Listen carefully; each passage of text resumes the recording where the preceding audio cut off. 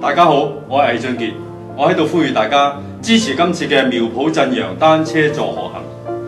單車助河已經係第2屆舉行，而今次除咗會重遊去年已經去過嘅絲綢之路、河西走廊4郡之外，亦都會首次踏足風光明媚嘅青海湖。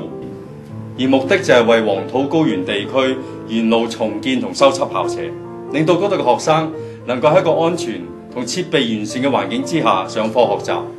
此外，亦都係籌募助學活動經費，令到建校同學生資助嘅工作能夠得到資源推動。今次兩條路線係古代中國同西方國家文化經濟交流嘅重要通道。今次我哋除咗可以重踏古人嘅足跡之外，亦都可以體驗一下現時中國偏遠地區同山區嘅民生教育情況。除咗好有意義之外，亦都係一次可以鍛鍊大家意志同體能嘅大好機會。希望你哋都一齊嚟參與啊！青海湖路段將會喺8月14日出發，為期7日；河西4郡路段將會喺9月11日出發，為期8日。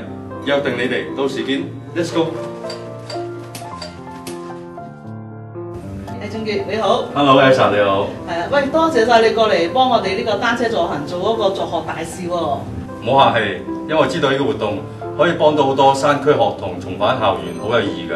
係啊，真係好有意義㗎。咁到時你會唔會踩翻段啊？支持下？一定會啦，因為我知道今次活動咧係青海湖啦，同埋河西走廊嗰對風景好靚，我真係好想去睇下。